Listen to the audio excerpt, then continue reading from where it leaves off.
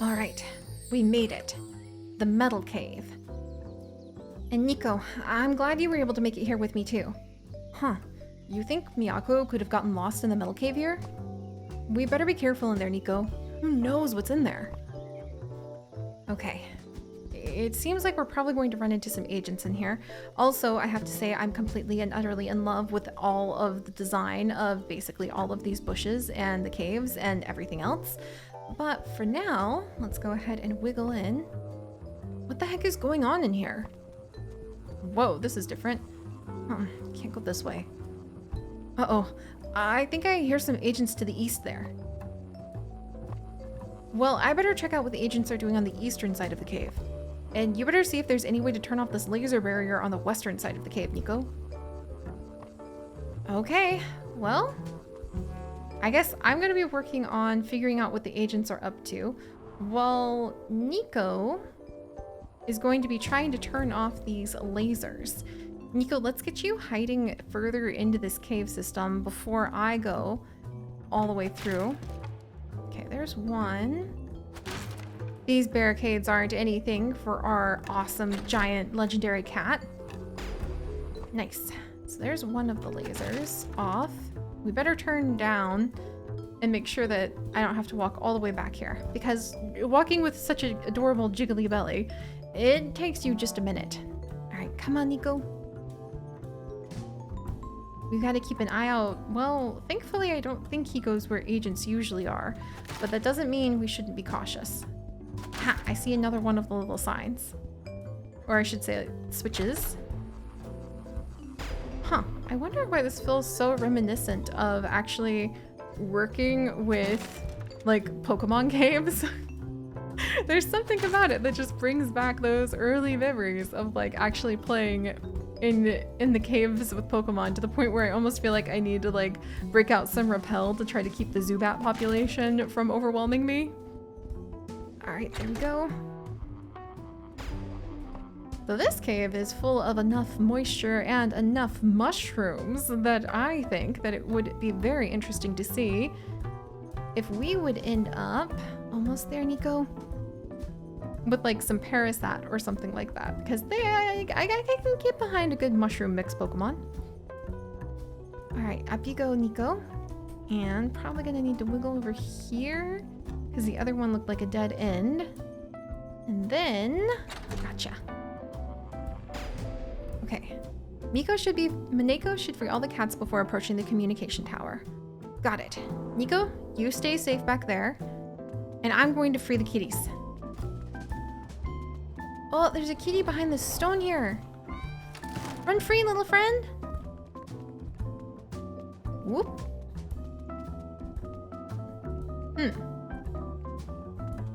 Okay, good. So now I have a bead on her pattern. So she's going to come back over, but she's not going to come down here. How awesomely reliable that they have such an easy to memorize system of, you know, routines and procedures that they follow. Hold very, very still.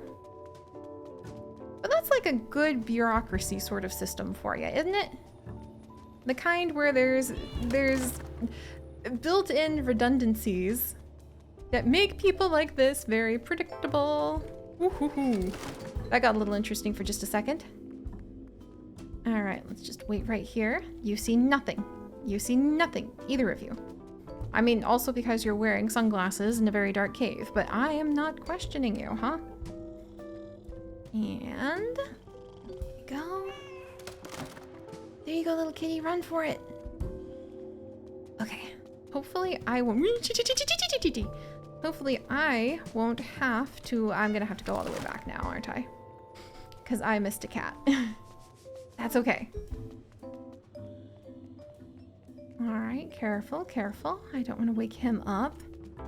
I thought I missed a spot, but that's okay. This will actually put us back towards the entrance, which is where we need to go anyway, since Nico managed to turn off all the lasers. And hey, the good-ish news is that we've gotten all the tools from Hank, so I don't think that there happen to be any more locations that we'll need to buy tools for. Could be wrong. All you hear is the sound of your own footsteps. What is this? It looked like a trail of blood for a second, scared the badoodads out of me. You see? Okay. What on earth? Like, they've captured so many cats. Are you guys like fur traders or something? Some horrible, like, reminiscence of the beaver trade, for instance? Except, you know, cats are invasive species in almost every location. But there you go, little one. Thankfully, you're on Fugu Island, which means that you are not considered a invasive species destroying sensitive, delicate ecosystems here. I think. I mean, at least any more than the crows that arrived with the Great Crow Invasion. And down you go! I really feel like we're training to be a spy. Looks like that did it. Jeez, boss ain't gonna be happy about this. Hey, Bonesy, what the heck happened over here? It wasn't done by me, Muggsy, for honest. Well, it ain't not me, neither, Bonesy.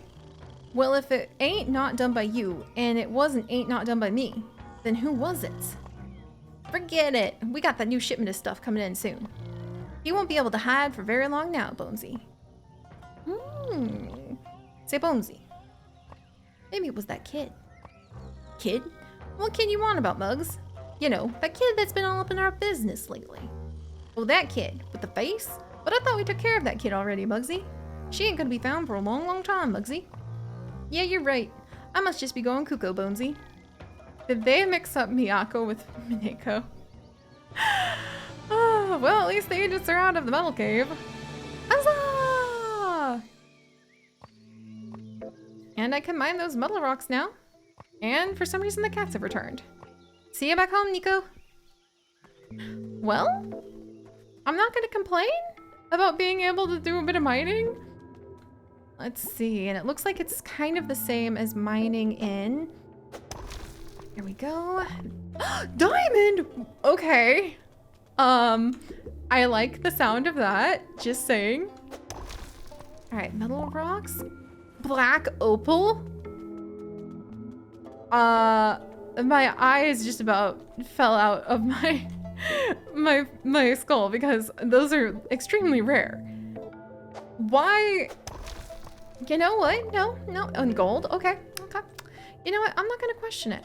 I'm not gonna question it because maybe the people of the island have decided not to over harvest these mines. And besides, when you bring in like the hardcore intense mining industries, also an extremely great way to utterly destroy ecosystems or do really, really dramatically sad things like mountain clear top cutting, where you literally take down the entire top of a mountain, no matter if it happens to be in a sensitive ecological location with extremely endangered species that live in the Appalachian Mountain Range. Not like I'm biased or anything.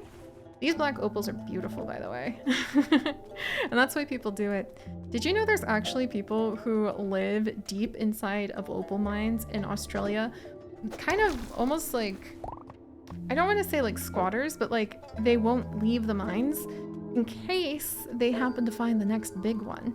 I read a really interesting series of interviews with people who kind of just live down there and search for opals. It was a bit wild. There we go. All right. In fact, the interview actually had like audio recordings from the entire thing. Oh, too tired. I don't think we're too tired for this rock. Thank you very much. Instead, I'm gonna go ahead and have, whoops, okay. Gotta hold very still until I can see again. There we go. And diamond. Wow. I mean, I think Dad could open his ramen shop with this, which is, again, why people end up going ahead and living inside of an opal mine. And the interview had audio recordings as well. And you could hear the drip, drip, drip of like water from deep inside the caves. You could hear the people like murmuring in the far distance. The author talked about how she could really feel the pressure of the earth pushing down all around, so definitely not for the claustrophobic to do. And it was just such an interesting peek into a very unique way of living that I never would have thought about. But then again, much of California was shaped by the gold rush, and not in a good way either. Because a lot of the gold rush led to dredging. Like, you just take these big machines and dredge tens of thousands of pounds and tons. No, like tons, not pounds. Like, we're talking a lot. To the point where the scars from where they dredged up the streams are still present today. Just churn them straight up, searching for whatever flecks of gold they could find, because there's this like romantic mystique that it would be like one or two gold miners jumping into a little creek with a little tin, and they'd just like shimmy the water and shimmy the rocks and be like, hot dog, it's a giant nugget. No. Even from very, very, very, very early on, when the people who pushed in and took over the lands from the native peoples to like dig around for the gold were there, it was big companies with machinery. And so to this day, you can still find places where there are just mountains of gravel that were overturned in this hunt for gold. And there's streams where beavers and salmon and so many different species used to live that just were churned to pieces in the search for gold. But that's getting a little bit depressing to keep mentioning, so let me just take a little peek over here. Oh my gosh. I'm gonna be able to bring some yakisoba and just like disappear down here because this is amazing. All right, a little more soda. And then we'll grab a few more of these.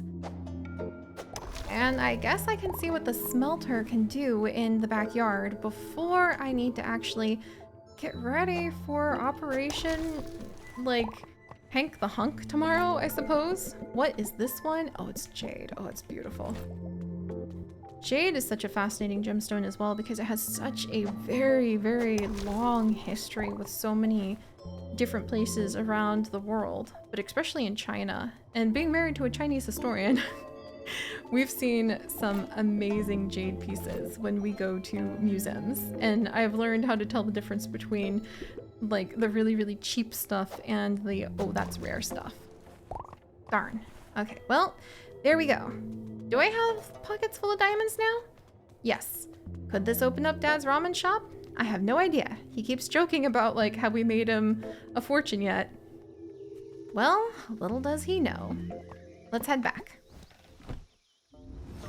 And then I guess we can pop into the backyard. Oh, hey, Bobo! Minix! Bobs! So, anything? Unfortunately, no sign of Miyako there either. This is not good, Minx. Not good. Yeah, she must be either hurt badly, lost in the wild, or worse. What's worse than being hurt or lost? Oh, Bobo. What? Oh, were you able to interrogate people at the night market yet? I haven't gotten around to it yet. Sorry. Oh, come on, man. Maybe the market host is involved? You know, I did see him talking to a couple agents the other day. What? That's huge! You're just telling me this now? I didn't quite hear what they were talking about. They quickly left and headed for the market when I showed up. What? It's gotta be him in charge. Who else would have access to the island's finances like the market host would? We gotta find Hank. He used to be an agent, so he would know. What? Hank was an agent? He's gotta be in charge. He said he was only an agent for a short period of time. Before he was promoted to head of operations. Think about it. What do you think he was providing? Why do you think he was providing you ways to travel around the island? To take down the agents? Wake up and smell the Sakura minks. He's luring you to them. Whatever happened to Miyako is just a preview of what they're gonna do to you. Or maybe it was your dad. Or maybe you're spiraling, Bobo. Okay. We can't just blindly accuse everyone on this island without evidence. I thought you were a man of logic and facts. Okay. Well, this just makes it even more important to find Miyako. If the agents did something to her, she must have a ton of info on what this operation is all about. You're gonna have to check out the bamboo forest. I mean, you need to go through the Nico Temple. Maybe Miyako was looking for that. The Nico Temple? Yeah, it was an ancient community of Nico worshippers who lived out by the bamboo forest. And you're just telling me of this place now? Yeah. Traditionally, anyone who wished to cross to the northern island needs to receive a blessing from the folks there. Knowing Miyako, I bet she was able to receive their blessing, so she's got to be lost out in the bamboo forest. The tool store is closed down, so I don't know how we're gonna make it out there. Tool store? Forget the tool store. This is a matter of life and hurt, and Miyako could be hurt out there. Not life and death. Oh, precious. So what should I do? Should I just go? Yeah. I think our days of obeying agency rules are over. Head over to the bamboo forest and find Miyako, dude. Let's just hope we're not too late. Too late for what? What would have happened to her? What isn't? Well, whatever it is, let me know when you find out. I gotta get back home before I get even more grounded-er. Peace outies. Precious bean. Oh, I'm like... Whoop. Hey, Dad. You know something, kiddo? I'm doing it. Why wait around for someone to open a restaurant around here? I'm gonna start my own. I can help. I couldn't ask my own flesh and blood for help. But in this economy, I can't really turn down free help. I mean, we fixed up our house together. I'm sure we can build a restaurant too. Okay, well, then, this is happening. We're gonna build our ramen shop right here on Mount Fugu Island. I'll stake out some locations and we'll get started tomorrow, kiddo. Sounds good, Dad. Nah, it sounds great. Okay. Oh boy. Do I have to pick between going to the bamboo forest or going to Hank or going to our dad's ramen shop work? Because that's a lot of pressure. Were you able to find any sunflower out there, Nico? Hey, thank you. 12 is a lot of sunflowers. Thank you, Nico. Meanwhile, I can smelt metal rocks into, like, ingots? Did I get metal rocks? Oh my gosh, I got 101 metal rocks. Okay, then. I mean, holy cow? I don't think I'm using the metal rocks for anything else. So now I have 33 ingots, as one does. Oh, okay. Maybe I should buy that whole jewelry. Just thinking jewelry smelter might be a good idea. And also now I can at least make the yokai face zipper pouch. If I'm very, very careful. And manage to mostly... Is this good? Oh, thank goodness. I don't know how I messed up that boyfriend body pillow. Probably because subconsciously I didn't really want to make it. But, well, subconsciously I don't want to do a lot of things. And I still do too. So, well, I guess let's get some sleep. Okay then. Aw, we're gonna go hang out with Nico. It's happening, Nico. Me and my dad are gonna set up a ramen shop here in town. I'm glad my dad finally found something he really wants to do here. And of course, I want him to be happy. I guess it makes it more official that we're here now. Not that I don't like it here. But I guess I always had a feeling in the back of my mind that eventually we were going to go back home. My old home. On the mainland, I mean.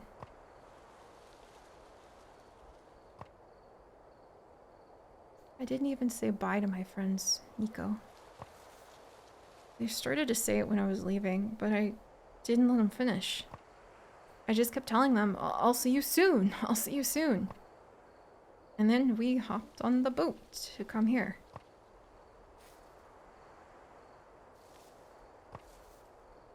I mean, Yeah, of course I could see them again someday. I could always go visit them myself when I'm older. But I don't know. I guess I just never fully processed all or any of this.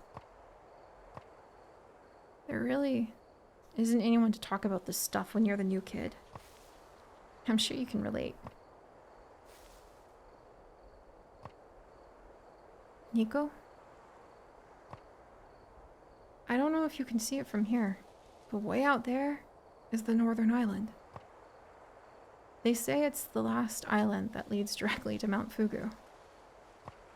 Nobody really goes there these days, I've heard. But it looks like it's the only way to the mountain. We're gonna get you home, Nico.